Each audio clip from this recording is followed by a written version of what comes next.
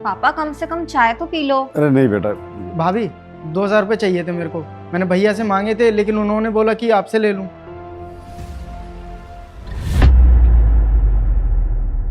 अरे तो इसमें पूछने वाली क्या बात है, तुम्हें पता तो है मेरे पैसे कहाँ रखे होते हैं, अलमारी से ले लो।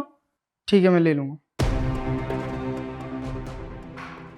अरे बेटा ये धर्मेंद्र का सगा भाई तो नहीं है?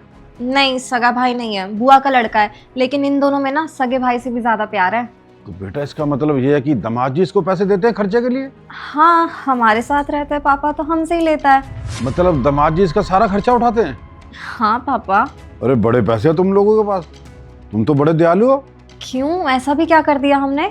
और नहीं तो क्या, ऐसे कोई बाहर से आया हुआ है और तुम उसके ऊपर पैसे लुटाते जा रहे हो। भाई मैं तो किसी को 1 रुपया ना दूं। अरे तो पापा इसमें प्रॉब्लम क्या है? वैसे भी धर्मेंद्र सुशाल से बहुत प्यार करते हैं, अपने छोटे भाई की तरह रखते हैं, और आपको तो पता ही है उनका कोई छोटा भाई भी नहीं है, तो इसमें कोई दिक्कत तो नहीं है। अरे ठीक है, तुम्हारे यहाँ पे रह के वो पढ़ाई लिखाई कर रहा है और उसके खर्चे तो उसके माँ बाप को उठाने चाहिए ना। खाम खा तुम्हारे खर्चे बढ़ा रहा है वो। अच्छा पापा, अपने सगे भाई को भी नहीं? देख दिया, सका भाई होना और सके भाई जैसा होना दोनों में बहुत ही अंतर है। और हमारे घर में कभी ऐसा होता ना, मैं तो अपने सके भाई को भी ना दूं पैसे। क्यों?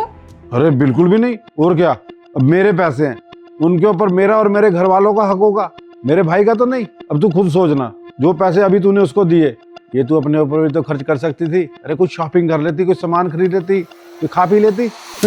और तूने पैसे भी उसको दिए जहाँ से पैसे वापस आने की कोई उम्मीद ही नहीं है।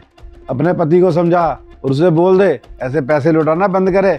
मैंने तुझे कितना समझा कर भेजा था, लगता है तुझे अकल नहीं आई। अपना घर बर्बाद करके बैठी है बेवकूफ सी। वैसे भी शहर में इतने पीजी हैं, होटल हैं, वहां जाकर रहे, वहां पढ़ाई लिखाई करे। तुम्हारे सर पे बोझ बनकर क्यों बैठा हुआ है वो? पापा हमारे सर पे नहीं नाच रहा है वो, और छोटा भाई है वो हमारा, जबरदस्ती नहीं रखा हमने उसे। अरे मुझे तो यही लग रहा है तुझे समझाना ही बेकार है, तू तो बहुत भोली है बेटा। अच्छा पापा, मैं भोली हूँ? कोई बात नहीं, मैं भोली सही हूँ, आपके जैसा नहीं बनना है मुझे। प्लीज मुझे ना गलत शिक्षा मत दीजिए आप। मेरे जैसा? इससे क्या मतलब है तेरा? पापा आपके जैसे से मेरा मतलब है आपकी तरह मतलबी और चालू इंसान। आप मुझे एक बात बताइए, जब मेरी धर्मेंद्र से शादी नहीं हुई थी तो उसका खुद का भी तो परिवार था ना, उसकी माँ पापा, और उसको किस पे खर्चा करना है किस पे नहीं, मुझसे ज्यादा तो उसका हक होता है ना ये डिसाइड करने का कि उसे क्या करना है क्या नहीं। मुझसे पहले उनका परिवार उनके साथ था, मैं नहीं। और पापा एक चीज बोलूं, अब मेरी शादी हो गई है, मुझे नहीं लगता कि आपको मेरी फैमिली के मैटर्स में ज्यादा इन्वॉल्व होना चाहिए।